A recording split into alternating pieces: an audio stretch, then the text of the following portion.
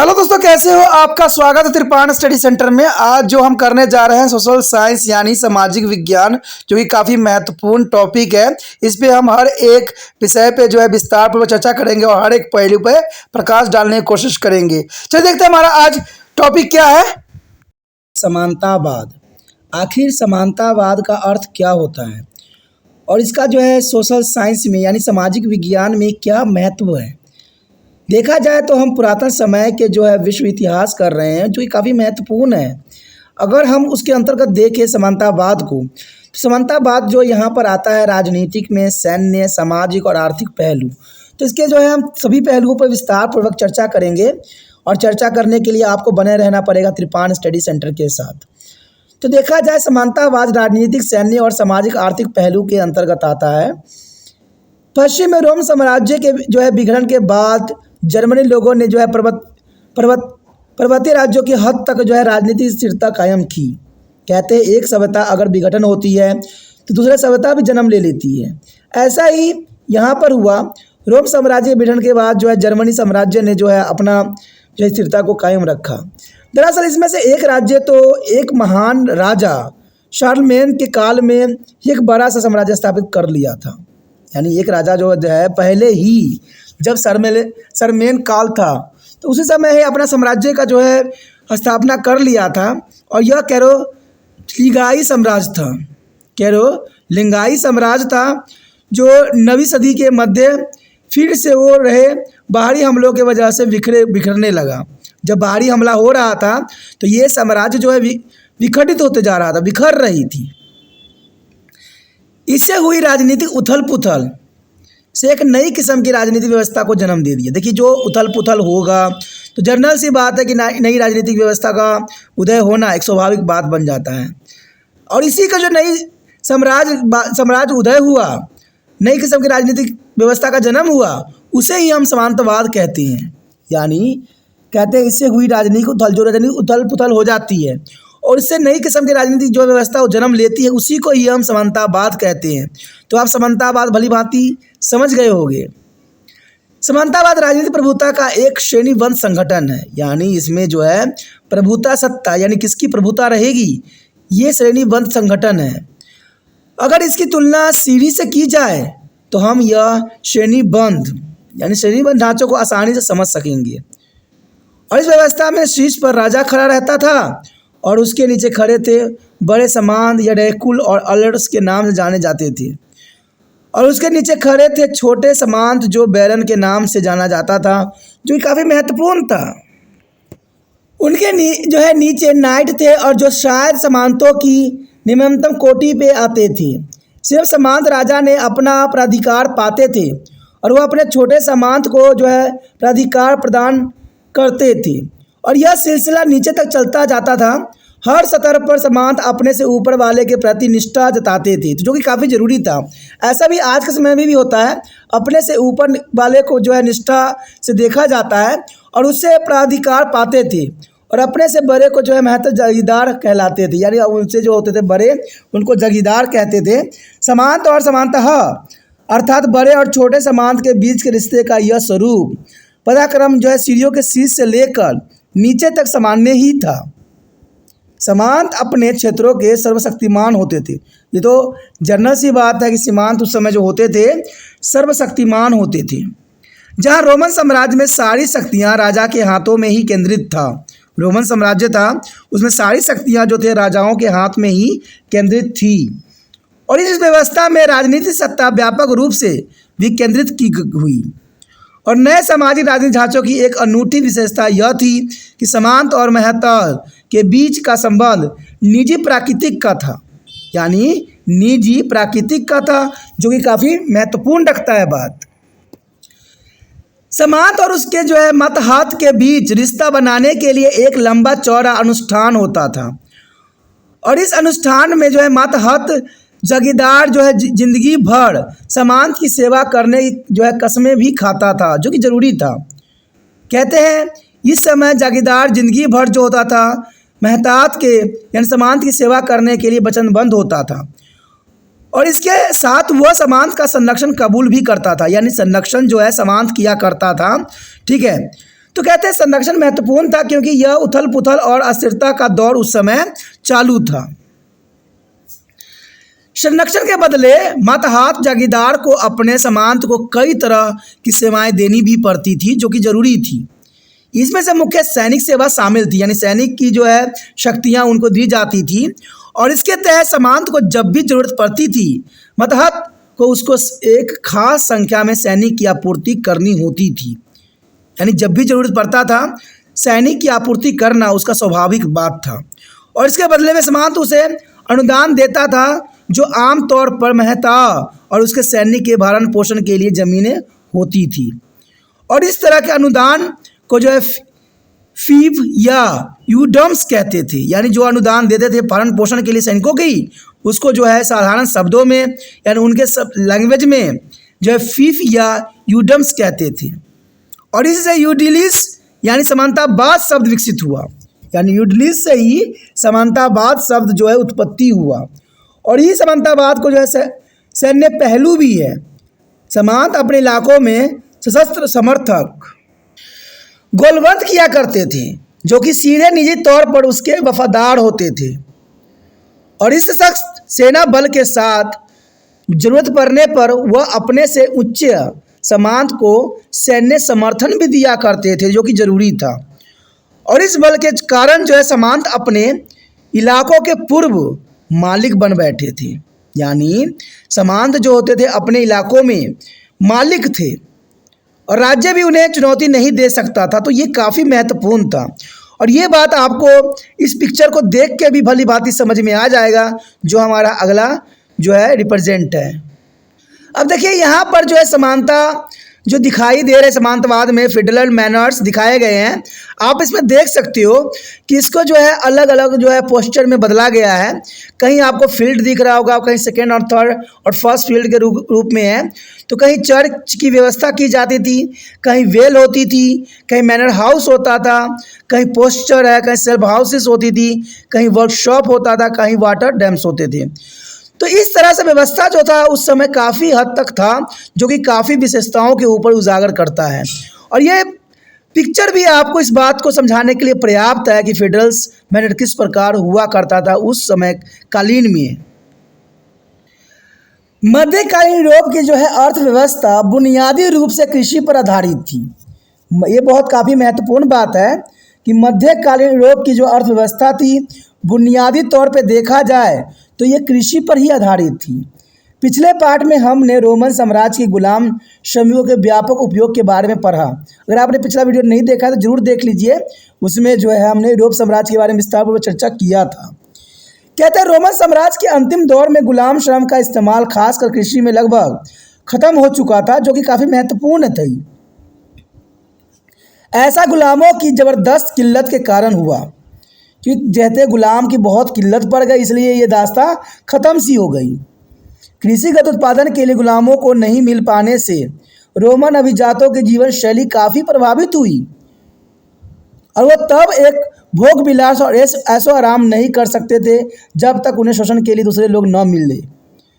उन्होंने यह काम मुक्त किसानों के कष्टकारों और खेत दूसरे पर बोझ जो है बांट कर अंजाम दिया।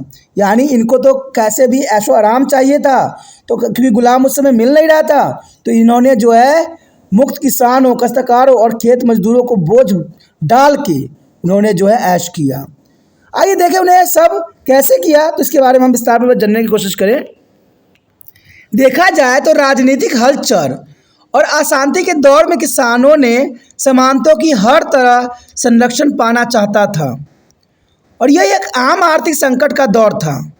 आम आर्थिक संकट का दौर था और मुक्त किसानों के पास आम तौर पर कम संसाधन थे। उनके पास अपने खेत नहीं थे और न ही खेती बाड़ी के औजार थे। ये काफ़ी महत्वपूर्ण है कि उस समय बेशक किसान हुआ करते थे और किसान के पास आमतौर पर कम संसाधन हुआ करते थे। उनके लिए तो खेती बाड़ी करने के लिए औजार भी पर्याप्त मात्रा में नहीं होती थी और वो बीज खरीदने की स्थिति में भी नहीं थे और इस सब के लिए संरक्षण पाने के लिए मुक्त किसानों के सामंतों की तरफ रुख करना ही पड़ता था और उन्होंने सामंतों के पास अपनी आज़ादी गिरवी रख दी, जैसे कई फिल्मों में भी आपने देखा होगा। और जमीन के बंद गए। बाद में ऐसे कानून प्रावधान किए गए जो किसानों के जमीन से हटने या सामंतों को छोड़कर कहीं और जाने से रोकते थे। जब जर्मनिक कबीले रोमन साम्राज्य के संपर्क में आए तो उनके अभिजातों ने अपने कबीलों के किसानों को भी इसी हैसियत में पहुंचा दिया। और उसके बाद जब भी मुक्त किसानों ने शक्तिशाली रोमन भूस्वामित्व या जर्मनिक सरदारों संरक्षण मांगा, जिन्होंने अपनी आज़ादी खोनी पड़ी। तो इस प्रकार जो है जर्मनी की ये दशा हुई। इसमें किसान जो थे प्रमुख थे। किसानों की आज़ादी खत्म होने की इस प्रक्रिया के साथ साथ स्थानीय स्तर पर सामंतों, योद्धाओं और सरदारों और जर्मनिक सरदारों की राजनीतिक और आर्थिक ताकत भी बढ़ती गई। कहते हैं ये काफ़ी महत्वपूर्ण बात थी कि किसानों की आज़ादी खत्म होने से जो है उस समय जर्मनिक सरदारों की राजनीतिक और आर्थिक ताकत काफ़ी सब बढ़ा सा दिया। और स्थिति जो थी कहते हैं मेज या मजबूत और केंद्रीकृत राज्य का बावजूद नहीं था। कैसे कहते हैं उस समय मजबूत और केंद्रीकृत राज्य नहीं सा था। किसान पूरी तरह से कुलीन जो है भूस्वामियों के रहम कर्मों पर पलते थे। यानी जो भी होता था कुलीन भूस्वामी ही होते थे। जैसे कि हम पहले ही देख चुके हैं, इन प्रांतों के पास सख्त शक्ति भी थी और वो इसका इस्तेमाल किसानों के धमकाने सताने में किया करते थे हर समय। इसके अतिरिक्त उनके पास असीम राजनीतिक और न्यायिक अधिकार भी हुआ करती थी और वो इनका इस्तेमाल किसानों को झुकाने और अपने ऊपर आश्रित करने में करते थे। कहते हैं उस समय किसानों की दशा बहुत ही दयनीय हो गई थी और जमीन से बंधे और प्रांतों को पूरी तरह अधीन मध्यकालीन यूरोप को इस आश्रित किसानों के जो है भूदास कहा जाता था। यानी वो किसान जो होते थे भू के दास हो जाते थे। और ये सब कब होता था? मध्यकालीन यूरोप के समय। इस काल की अर्थव्यवस्था बहुत हद तक जो है सीमांतों के हाथों में जो है भूदास के शोषण पर आधारित थी और इस काल के दौरान संपत्ति का एक बड़ा हिस्सा शोषण के जरिए शोषित किया गया था। और ये समझने के लिए कि यह सब कैसे हुआ, आइए देखें कि इस काल में कृषि किस तरह से संगठित की गई थी, जो कि काफ़ी महत्वपूर्ण था। सामंतों के नियंत्रण वाली समूची जमीन मैनर यानी गाड़ी कहलाती थी। तो आप समझ सकते हो कि सामंतों के नियंत्रण यानी सामंतों के नियंत्रण वाली समूचे जमीन को जो है गाड़ी के नाम या मैनर के नाम से जाना जाता था। मैनर 3 हिस्सों में बटी होती थी। एक हिस्सा डिमोन कहलाता था और जायदाद का यह हिस्सा सामंत के सीधे प्रबंधन के तहत होता था। मैनर के दूसरे हिस्सों में भूदासों की जोत थी और इसके अलावा मैदानी हिस्से थे जिन पर अपने पशुओं को चराने का अधिकार सबको प्राप्त था। भूदासों को जोतों पर जो अधिकार रखने वाले को सामंत के मैनर काश्तकार माना जाता था, जो कि काफ़ी महत्व था उस समय। काश्तकार होने के नाते उन्हें सामंत को लगान के रूप में कुछ देना ही होता था। यानी लगान के रूप में उनको कुछ न कुछ देने की प्रावधान उस समय काल में थी। काश्तकार सामंतों को यह लगान श्रम सेवा के रूप में अदा करती थी। यानी श्रम सेवा के रूप में काश्तकारों को जो है अदा करते थे लगान के रूप में। श्रम सेवा के तहत उन्हें हफ्तों में कुछ खास दिन जिमोन पर काम करना पड़ता था और खेती के दिनों में भूदास के ज़्यादा मेहनत करनी पड़ती थी। तब हल जोतना, बुआई, कटाई इत्यादि की जरूरत पड़ती थी। और इस तरह की जो है अवैतनिक सेवाओं में भवन निर्माण, ईंधन के लिए लकड़ियां काटने जैसे कष्ट साध्य काम भी शामिल थे। देखिए उस समय लगान के रूप में जो थे वो लोग भवन निर्माण भी कहते थे, ईंधन के लिए लकड़ियां काटते थे। तो ये सारे उस समय ये प्रावधान बन गई थी किसानों के लिए। भूदासों को बहुत कहते हैं वस्तुओं के शकल में कुछ शुल्क या कर भी अदा करना होता था। मसलन उन्हें अपनी उपज का एक हिस्सा देना ही होता था और यह शुल्क जो है मनमाने ढंग से लगाए जाते थे, जो कि काफ़ी महत्वपूर्ण था। जब भी सामंतों के अतिरिक्त संसाधनों की जरूरत होती थी तो वे शुल्क थोप देते थे उन पर, जैसे आज के समय में भी होता है। सरकार को जब पैसा कमती है तो वो जो है टैक्स को बढ़ा देती है और जीएसटी को भी बढ़ा देती है। तो कहते हैं पुराने समय में यही प्रावधान थी और आज भी वही प्रावधान है कि अगर संसाधन की जरूरत होती थी तो ये शुल्क जो है आम जनता पे थोप देती थी। सामंत अप्रत्यक्ष रूप से भी किसानों का शोषण करते थे। कहते हैं किसानों का शोषण हर काल में होता है और होता ही रहेगा, क्योंकि प्रशासन नहीं सुधरती है इस पे।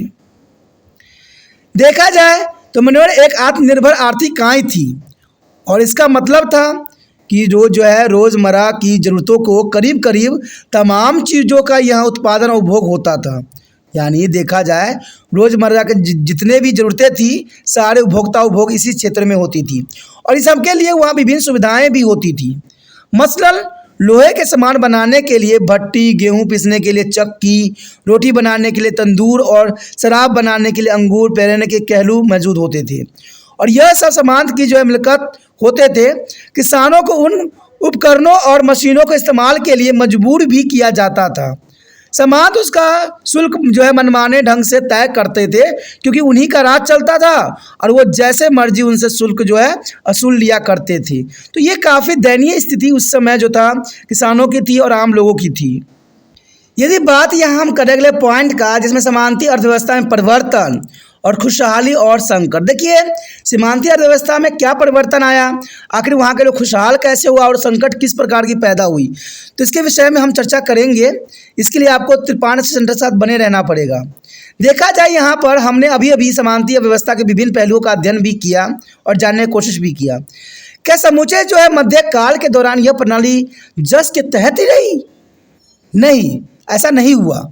सीमांती अर्थव्यवस्था में खुशहाली और संकट रुझान रहे, दोनों का ही कहते बराबर बराबर अधिकार थे।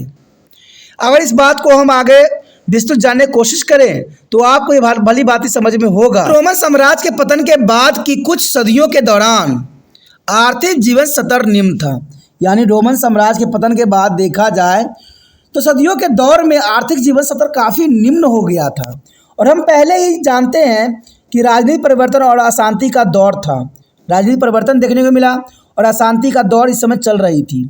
और इस दौर की कुछ विशेषताओं में नगर जीवन, व्यापार और मुद्रा विनिमय में गिरावट शामिल थी। यानी पैसों के लेना देना होता है उसमें काफ़ी गिरावट देखने को मिला।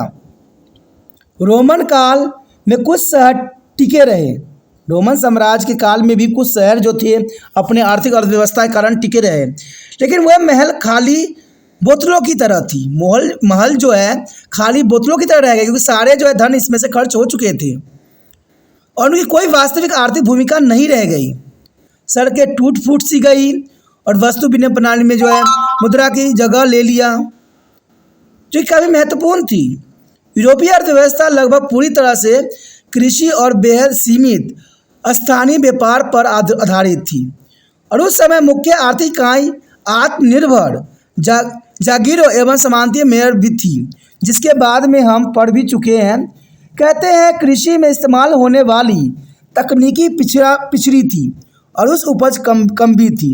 ये हालत करीब 10वीं सदी ईस्वी पूर्व तक बना ही रहा, जो कि काफ़ी दयनीय स्थिति कहा जा सकता है। 10वीं सदी के दौरान उत्पादन की सीमांती पद्धति में महत्वपूर्ण परिवर्तन देखने को मिला और कहते हैं 11वीं और 12वीं सदी में ईस्वी में यह व्यवस्था पूरे यूरोप में लगातार फलती फूलती ही रही। जैसे जैसे व्यवस्था स्थिरता पाती गई, कृषि उपज में इजाफा होता ही गया और कृषि तकनीक में सुधार एक अन्य कारक था, जिसके कारण कृषि उत्पादकता में इजाफा हुआ। रोमन काल से इस्तेमाल में आने वाले हल्के एवं अरेस्ट्रम की जगह एक नए हल ने ले लिया जो चैरेय कहलाया। चैरेय एक हल का जगह ले लिया और नैल सा हल भारी था और यह पहियों से युक्त था और उसे बैलों का एक दल खींचा करता था। इसने उत्तरी यूरोप के सख्त और चिपचिपी मिट्टी की बेहद जुताई में मदद की। खेती 2 भूखंड के तरीकों पर आधारित थी, जिसमें ज़मीन के एक हिस्से पर खेती की जाती थी और दूसरा हिस्सा परती छोड़ दिया जाता था। बाद में इसके बजाय 3 भूखंड का तरीका अपनाया गया और इसके तहत 1/3 ज़मीन परती छोड़ दी जाती थी और 1/3 ज़मीन पर शरद फसल उगाई जाती थी। बाकी पर बसंत फसल उगाई जाती थी। ज़मीन के सिर्फ तीसरे हिस्से के परती छोड़ देने से फसल बोई गई ज़मीन का क्षेत्र काफ़ी बढ़ गया और नए हल और 3 भूखंड कृषि पद्धति और कृषि तकनीक में नई खोज में इस्तेमाल से उपज में कई गुना वृद्धि हुई। जैसे कि हमने चित्र में भी देखा था कि किस प्रकार का यह प्रावधान किया गया था। फर्स्ट फील्ड था, सेकेंड फील्ड था और थर्ड फील्ड था, जो कि काफ़ी महत्वता को दर्शाया था। कृषि में विस्तार के साथ ही 10वीं सदी से 12वीं सदी के बीच के दौर में व्यापार की बहाली भी हुई और नगरीय जीवन में काफ़ी वृद्धि देखने को मिला। स्थानीय हाट में अतिरिक्त अनाज और अंडे की खरीद फरोख्त से लेकर शराब और कपास जैसी वस्तुओं को भी दूरी के व्यापार का एक लंबा सिलसिला बन गया था। सड़कें के निर्माण से व्यापार में काफ़ी इजाफा हुआ। नदी और समुद्री रास्तों भी व्यापार के लिए इस्तेमाल किए जाते थे। व्यापार की बहाली से जो है भुगतान के नए तरीके ज़रूरत हो गई, क्योंकि वस्तु विनिमय इसके लिए अपर्याप्त थे। नतीजतन लगभग 400 साल बाद मुद्रा व्यवस्था का दौर फिर से लौट आया और साथ ही शहरों का बड़ा तेज विकास भी देखने को मिला। लंबी दूरी के व्यापार और अलग बलग के ग्रामीण इलाकों में खेती से आई खुशहाली से उसे बड़ा बल मिला, क्योंकि कहते हैं खेती अच्छी होती है तो किसानों की खुशहाली मिलती है। और ऐसा ही इस समय काल में हुआ, वो भी 400 साल बाद। जल्द ही शहर कुछ खास उद्योगों के लिए जाने लग गया और उदाहरण के लिए वस्त्र निर्माण उद्योग को सर्वाधिक महत्वपूर्ण उद्योग में से एक बना दिया गया, जो कि काफ़ी महत्वपूर्ण थी और दस्तकारों के संग महत्व धारण करने भी लगा। ये भी जरूरी थी। व्यापारिक गतिविधियों और दस्तकारी आधारित उत्पादन दोनों ही शिल्प संघों के ही इर्द गिर्द संगठित हुए और इससे मध्यकालीन शहरों का महत्व काफ़ी बढ़ गया। अंततः यह ग्रामीण इलाकों में जो है समानती संबंधों को तोड़ने वाले महत्वपूर्ण कारक बन बैठे। आर्थिक प्रगति का ये रुझान 12वीं सदी के अंत तक अपनी चरम सीमा पर पहुंच गया और 13वीं सदी तक जो समानती व्यवस्था में उल्लेखनीय परिवर्तन देखा जा सकते थे, जिसने प्रगति की प्रक्रिया उलट सी दी थी। आर्थिक प्रगति और खुशहाली के काल के चलते आबादी बढ़ी और इसका मतलब हुआ कि समानतों के लिए श्रम की आपूर्ति में काफ़ी बढ़ोतरी देखी जा सकती है।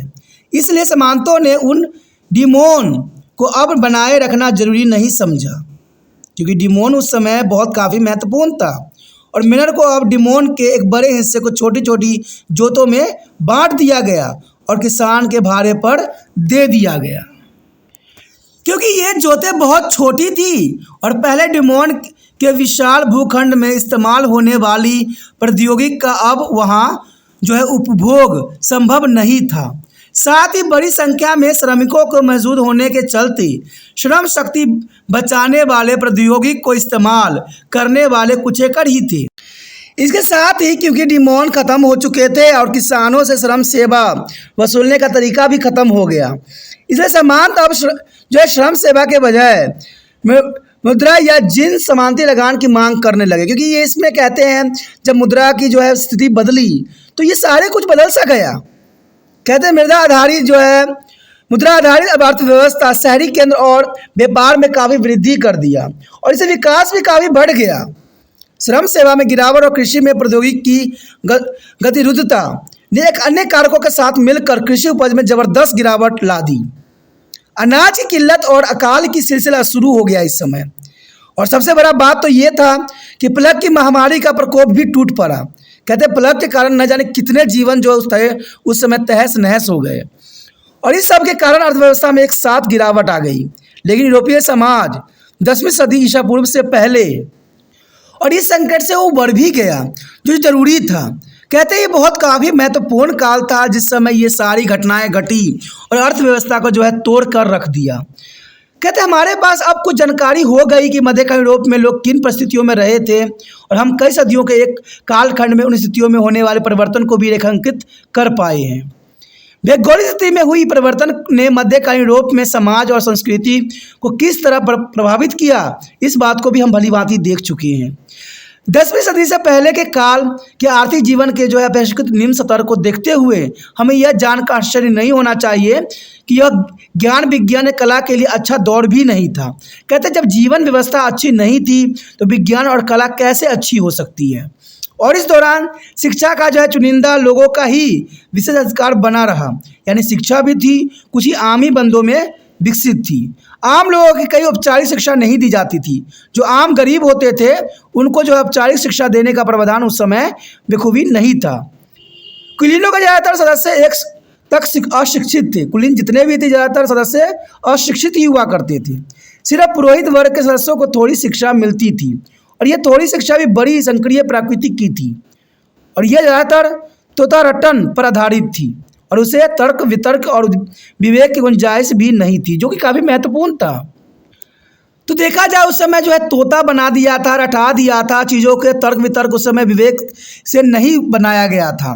सीखने की पूरी प्रक्रिया पर धर्म का अधित्व था। स्वाभाविक है कि ऐसी स्थिति में जो है विज्ञान में मुश्किल से कोई विकास हो सका।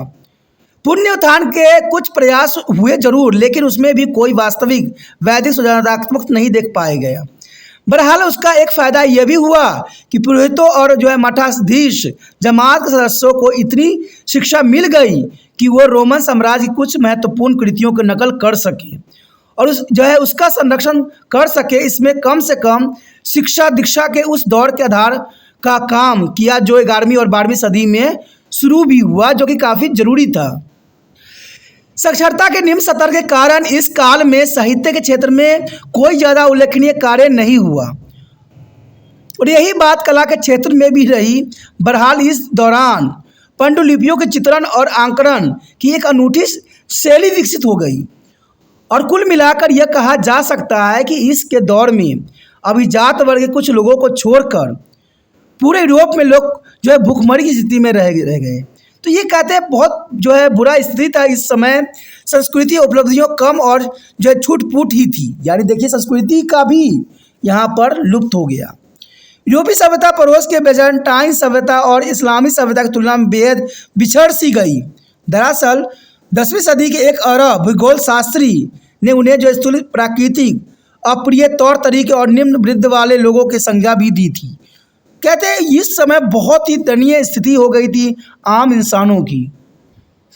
10वीं सदी के बाद से आए खुशहाली और वह शांति के दौर ने इस काल के संस्कृति जीवन में काफ़ी परिवर्तन ला दिया। लेकिन देखा जाए तो 10वीं सदी जो थी काफ़ी महत्वपूर्ण परिवर्तन का समय काल था और इस दौर में प्राथमिक शिक्षा का प्रसार भी हुआ। कहते हैं विश्वविद्यालय की स्थापना हुई और उसका विस्तार भी बहुत काफ़ी हुआ। कलिसों की ज्ञान और साथ इस्लामी सभ्यता से ज्ञान और दर्शन के क्षेत्र में प्रगति भी देखने को मिला और यह वैदिक विकास की दिशा में एक महत्वपूर्ण कदम भी था जो आधुनिक काल में अपने उत्कृष्ट पर पहुंचा। चर्च ने जो है शिक्षा पर अपना एकाधिकार खो दिया और ज्ञान एवं विद्या क्रमश जो है धर्मनिरपेक्ष होती गई। पहले ज्ञान और शिक्षा तर्क वितर्क और विवेक से पूरी तरह कटी हुई थी। अब इस दौर में आलोचनात्मक अध्ययन का एक सिलसिला जो है धीरे धीरे शुरू हुआ। महिलाएं भी अब शिक्षा पाने लगी, लेकिन उनका संख्या बहुत ही कम थी। तो ये काफ़ी महत्वपूर्ण बात की तरफ हमने चर्चा किया और जाना। इसके साथ दोस्तों हमारा टॉपिक खत्म हो जाता है, जो कि काफ़ी महत्वपूर्ण है।